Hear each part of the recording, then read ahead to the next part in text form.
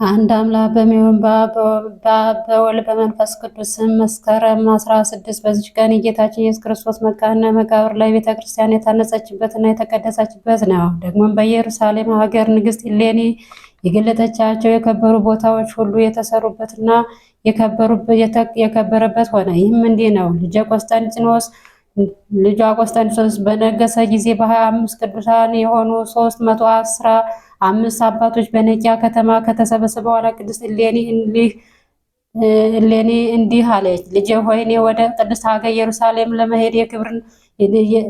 በመሄድ የክብር ንግሥ የሆነ የክርስቶስ ዕፀ መስቀል ፈልጌ አወጣ ዘንድ ለእግዚአብሔር ስለትን ተስያለሁ። ቆስጠንጢኖስም ሰምቶ በዚህ ነገር ደስ አለው። ከብዙ ሰራዊቶች ጋር ብዙ ገንዘብ ሰጥቶ ላካት። የከበሩ የግምጃ ልብሶችንም ሰጣት። እርሷም ወደ ኢየሩሳሌም በደረሰች ጊዜ ከከበሩ ቦታዎች ተባረከች። ከዚህም በኋላ ስለከበረና አዳኝ ስለሆነ ዕፀ መስቀል መረመረች። በታላቅ ድካምና ችግር ያገኘችውና ታላቅ ክብር አከበረችው። በታላቅ ምስጋናም አመሰገነች። ከዚህ በኋላ በዚጋውና በጎልጎታ በቤተ ልሔም ክብር ይግባውና ጌታችን ኢየሱስ ክርስቶስ በተወለደበት ዋሻ ደግሞ በጽርሐ ጽዮን የእመቤታችን ማርያም ስራዋ በተቀበረች ስጋዋ በተቀበረበት በጌቴሰማኒ በደብረ ዘይትም በክብር ቦታ ሁሉ የቤተ መቅደስ መስሪያ መሠዊያ እንዲሰሩ አዘዘች። ዳግመኛም በዕንቁ በወርቅና በብር እንዲያስጌጧቸው አዘዘች። በኢየሩሳሌምም ስሙ መቃርስ የሚባል ኤጲስቆጶስ አለ። እርሱም ንግሥት እሌኒ እንዲህ አላት። እሌኒን እንዲህ ብሎ መከራት። እንዲህ አትስሪ። ከጥቂት ዘመናት በኋላ በዚህ ሀገር ሊነግሱ አሕዛብ ይመጣሉ። ሁሉም ይማረካሉ፣ ቦታዎችንም ያፈርሳሉ፣ ወርቁን፣ ብሩን፣ ዕንቁን ይወስዳሉና ነገር ግን ጠንካራ የሆነ የማይናወጽና የማይፈርስ ጥሩ ሕንፃ ልታሰሪ ይገባል። ከዚህ የሚፈርሰውም ለድሆችና ከዚህ የሚተርፈውንም ለድሆችና ለችግረኞች ስጫቸው አላት። እርሷም የአባ መቃርስን ምክር ተቀብላ መኳንንቱን ሁሉ ለአባ መቃርስ በመታዘዝ በከበሩ ቦታዎች ሁሉ አብያተ ክርስቲያናትን እንዲያነጹ አዘዘቻቸው። ከዚህም በኋላ ንግሥት እሌኒ ወደ ልጇ ንጉሥ ቆስጠንጢኖስ በተመለሰች ጊዜ በኢየሩሳሌም ያደረገችውን ነገረችው። ሰምቶም እጅግ ደስ አለው። እንደገና ሌላ ብዙ ገንዘብና ሕንፃውን ተቆጣጥረው የሚያሰሩ ሹመቶችን ላከ። ለሚገቡና ለሕንፃው ስራ ለሚያገለግሉ ደሞዛቸውን ሳያጓድሉ ሁልጊዜ ወደ ማታ እንዲሰጧቸው ንጉሡ አዘዘ። ስለ ደሞዛቸው እየጮሁና እያሳዘኑ እግዚአብሔርን ስለ ጩኸታቸው በእርሱ ላይ እንዳይቆጣ ይፈራልና። ጻድቁ ንጉሥ ቆስጠንጢኖስም በነገሰ 30 ዓመቱ የከበሩ ቦታዎች ሕንፃቸው በተፈጸመ ጊዜ ንዋያተ ቅድሳትን ዋጋቸው ብዙ ድንቅ የሆነ የከበሩ የግምጃ ልብሶችንም ላከ። ደግሞም ወደ ቆስጠንጥንያ ሊቀ ጳጳስ ኤጲስቆጶሳቶቹ በመያዝ እንዲዘጋጅ እንዲሁም ወደ አንጾኪያ ሊቀ ጳጳስና ወደ እስክንድርያ ወደ አገር ሊቀ ጳጳስ ወደ አባ አትናሲዮስ ኤጲስቆጶሳቶቹን በመያዝ ሁሉን ሊቃነ ጳጳሳት ወደ ኢየሩሳሌም ተሰብስበው በከበሩ ቦታዎች ውስጥ የተሰሩትን ሁሉ የታነጹትን አብያተ ክርስቲያናትን እንዲያከብሩ ንጉስም እንዳዘዘ ሁሉም ተሰበሰቡ።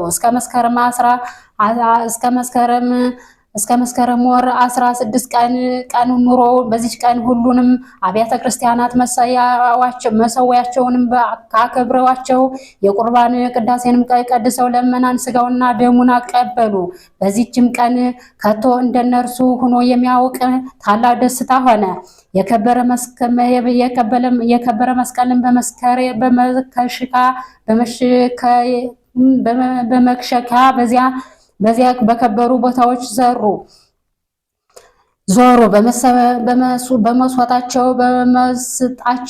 በውስጣቸውም ለእግዚአብሔር ሰገዱ፣ አመሰገኑት፣ መስቀሉንም አከበሩ። ወገኖች ወደ ሀገራቸውን በሰላም በፍቅር ተመልሰው ገቡ። ለእግዚአብሔር ምስጋና ይሁን። በመስቀሉ ኃይልም ሁላችን የክርስቲያን ወገኖች ይጠብቀን ለዘላለሙ አሜን።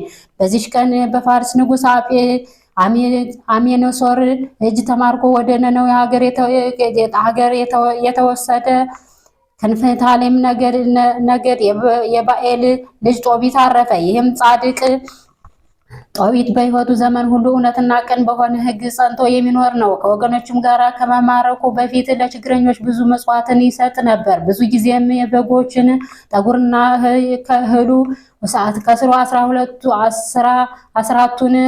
አስራቱን ይዞ ወደ ኢየሩሳሌም ይወጣ ነበር። ከገንዘቡም ከሶስት አንዱን ለወገኖች የሚሰጥ ነው። በዚያን ጊዜ ሕዝቡ ሁሉ ከእንደው በዓልና ደማሊ ለሚባሉ ጣዖች ይሰዉ ነበር። ወገኖቹም ወደ ነነዌ በተማረኩ ጊዜ ሁሉም የአሕዛብ እህል በሉ። እርሱ ግን ሰውነቱን ጠብቅ ነበር፣ የአሕዛብ መብል እንዳይበላ እግዚአብሔርን ያስበው ነበርና። በአንዲት ዕለት በአደባባይ የወደቀ በድን አግኝተው ነገሩት። ወዲያውኑ እህል ሳይቀምስ ተነስቶ ሄደ። ፀሐይም እስኪገባ ድረስ ወደ አንድ ቤት ውስጥ አስገብቶ አኖረው። ፀሐይ ሲገባም ፍቅሮ ቀርበው በዚያች ሌሊትም ኃጢአተኛ ሆኖ በድሞ ስር ተኝቶ አደረ። በድሞም ላይ ወፎች ምራቃቸውን ስለ አላወቀ ፊቱን ገልጦ ሳለ ኩሳቸውን ከዓይኖቹ ላይ ጣሉበት። ዓይኖቹም ተቃጠሉ፣ ከእሳቸውም ጢስ ወጣ። ታወሩም፣ ባለመድኃኒቶችም ሊያድኑት አልቻሉም። በዚያን ጊዜ ጦቢት ወደ እግዚአብሔር እንዲህ ብሎ ለመነ። አቤቱ በቸርነት አስበኝ፣ ወደ ችግረኞችም ተመልከት። ለመማረክና ለመዘረፍ ባደረከኝ በእኔና በአባቴ ኃጢአት ተበቅለህ አታጥፋኝ። አሁንም በፊትህ ደስ የሚያሰኝህን ነገር አድር። ከመኖር ሞት ይሻላልና። በሞት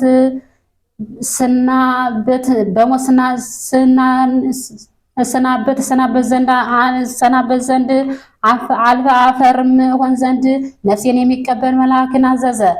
በዚች ቀን የራጉኤል ልጅ ሳራን በጭኗ ያደረ ክፉ አስማንዲዮስ የሚባል ጋኔን ለሰባት ባሎች አጋብተዋት ወደ እርሷ ሲገቡ ሁሉም ስለገደላቸው፣ ስለዚህ አባቱ አገልጋዮች ያሽሟጥጧት ነበርና ከሽሞጣታቸው ያድናቸው ዘንድ እያለቀሰች ወደ እግዚአብሔር ትለምን ነበር። ጸሎቷንና የጦቢትን ጸሎትም በልዑል እግዚአብሔር በጌትነቱ ልዕልና ፊት ተሰማ። ጦቢትም በገባል ዘንድ አደራ ያስጠበቀውን የክብሩን አገር አሰበ። ልጁም ጦቢያን ጠርቶ ሳሞት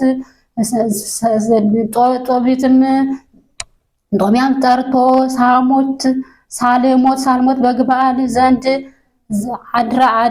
አደራ ያስጠበቅሁትን ብር ትበቀል ዘንድ ከአንተ ጋር የሚሄደው በደሞዝ የሚቀጠር አሽከር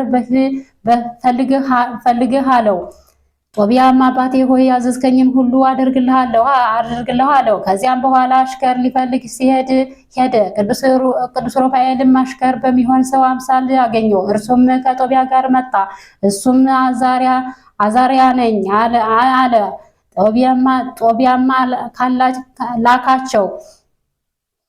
ጦቢያም ላካቸው። ሲሄዱም በመሸ ጊዜ ወደ ጤሮስ ወንዝ ደረሱ።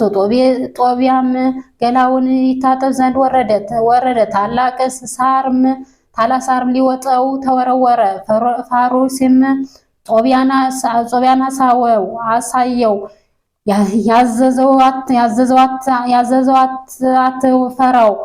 ያዘው አትፍራው፣ ረደውና ጉበቱን ልቡንና ሞቱን ያዝ አለው። እርሱም እንዳዘዘው አደረገ። ጦቢያም ፋኑኤልን አንተ ወንድሜ አዛርያ ይህ የአሳ ሐሞት ጉበቱና ልቡ ምን ያደርጋል አለው።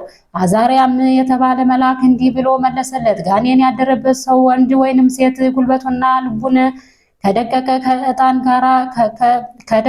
ጋራ ያጤሱለት እንደሆነ ጋኔን ይሸሻል። ሐሞት ወይኑ አይኖቹ የታሰሩ ሰውን ቢኮሉት ይድናል። ሁለተኛም የራጉኤል ልጅ ሳራን ያገባት ዘንድ ተናገረው። እግዚአብሔርም ይጠብቀዋልና እንዳይፈራም አጽናናው። ወደ ራጉኤል ቤትም በደረሱ ጊዜ ሳራ ተቀብላ ደስ አሰኘቻቸው። ከዚያም በኋላ ጦቢያ ሳራን ወደዳት። እርሷን የሚሰጠው ዘንድ አባቷን ጠየቀው። አባቷም ለሰባት ባሎች አጋብቷት ሰባቱም እንደሞቱ ነገረው። ጦቢያም የእግዚአብሔር ፍቃድ ይሁን አለ። ወደ ጫጉላ ቤትም ባስገቧቸው ጊዜ ሮፋኤል የነገረውን ቃላት አስታወሰ። የኤሳውንም ጉልበትና ልብ ከደቀቀ ዕጣን ጋር አጤሰ። ያን ጊዜ አስማንድኒዮስ የተባለ ጋኔን ሸሸ። መልአከ ሩፋኤልም ይዞ ለዘላለም አሰረው። ጦቢያ ሚስቱን ሳራን ይዞ ደስ ብሎት ወደ አባቱ ቤት ተመለሰ። አባትና እናቱን በደስታ ተቀበሉት። የአባቱም አይኖች በኳለ ጊዜ እንደ ጭጋግ ሆኖ ከዓይኖቹ ተገፈፈ። አይኑን አሸ። ወዲያውኑ ድኖ ልጁን አየ። ከዚያም በኋላ የከበረ መልአክ ቅዱስ ሩፋኤል ራሱን ገለጠላቸው፣ ብዙ ነገርም ነገራቸው። ወደ ሰማይም አረገ። ከዚህ በኋላ ከወገኖቹ ጋር ተድላ ደስታን አደረገ። ክብር ይግባውና ስለ ክርስቶስ መከራ እንዲህ ብሎ ተናገረ። እርሱ በኃጢአታችን ይገረፋልና ደግሞ እርሱ ይቅር ይለናል። ሁለተኛም መከራን የሚያስቡ የተመሰገኑ ናቸው። እርሱ ክብርህን ባዩ ጊዜ በአንተ ደስ ይላቸዋልና አለ። ዳግመኛም ስለ ኢየሩሳሌም መታነጽ እንዲህ ብሎ ትንቢት ተናገረ። ኢየሩሳሌም ሰንፔር መርገድ በሚባል በከበረ ዕንቁ ተሰርታለች። ድልድይዋ፣ ቅጽሯ፣ አደባባይዋ፣ ደጆቿም በከበሩ ዕንቁ በጠራም ወርቅ ይጠራሉ። አደባባይዋም ብርሌ፣ አትራሶኮስ፣ ሶፈር በሚባል ዕንቁ ይሰራልና በመንገዷ ሁሉም እግዚአብሔርን አስቀድሞ የከበረ ወደፊት የሚኖር እያሉ ያመሰግናሉ። ደግሞ ከዓለማት ሁሉ ጽዮንን ከፍከፍ ያደረጋት እግዚአብሔር ይመስገን ይላሉ። ሁለተኛም እስራኤል ምርኮች ከባቢሎን ወደ ኢየሩሳሌም እንደሚመለሱ ትንቢት ተናገረ። ሁለተኛም ደግሞ ዮናስ ከነነዌ እንዲወጣ ልጁን ጦቢያን አዘዘው። ዳግመኛ ልጁን እንዲህ አለው፣ ልጄ ሆይ ምጽዋት እንደምታድንና እንደምታጸድቅ ተመልከት። ይህን ተናግሮ በአልጋው ላይ ሳለ በ158 ዘመኑ አረፈ። በክብርትም ከበሩት። ለእግዚአብሔር ምስጋና ይሁን፣ እኛንም በጸሎቱ ይማረን፣ በረከቱ ከኛ ጋር ትኑር ለዘላለሙ አሜን። በዚህች ቀን ዳግመኛ የቅዱሳን የወርቅላ የስምዖንን የመርቆስዮን የመርቄሶ የሃሊ የሮቂኖስ የሉቅያኖስ የአርዝማኖስ የጴጥሮስ የሐና መታሰቢያቸው ሆነ። ትረታት ነገርንም እንዳይናገር ደንጊያ ወርሶ የኖረ የአባ አጋቶን ረፍቱ ነው። በረከታቸው ከኛ ጋር ይኑር ለዘላለሙ አሜን። ጌታ ሆይ ከብልጽግናቸው ብዛት የተነሳ ብዙ መባ ካስገቡት ይልቅ የድሃይቱን አነስተኛን ማ እንደተቀበለ ለሁል ጊዜ የሚያገለግሉ እልፍ አእላፍ መላእክት እያሳሰብ በችግሬ ጊዜ የማቀርብልህን ምስጋና ተቀበል። እናንተ ቅዱሳን ነቢያት፣ የወንጌል ሰባኪያን ሐዋርያት፣ ሰማዕታትና ጻድቃን፣ ትጉሃን መላእክት፣ ፍጹማን ደናግል እንዲሁም ደጋጎች መነኮሳት ሆይ ልጅ አዋቂ ሳትለይ የምንሰበስበትን የጉባኤ ባርባር ይህንም መጽሐፍ ወረቀት አዘጋጅቶ ብራና ዳምጦ የጻፈና የጻፈውን ከግዕዝ ወደ አማርኛ የተረጎመውን ቃለ ንባብ በእርጋታ መንፈስና በተመስጦና ሕሊና ያዳመጠ በደለኛውን ሁሉ የምታስምር የጌታ እናቱ በማርያም ጸሎት ኢየሱስ ክርስቶስ በአንድነት ይማረን። ኢየሱስ ክርስቶስ በአንድነት ይማረን። ኢየሱስ ክርስቶስ በአንድነት ይማረን።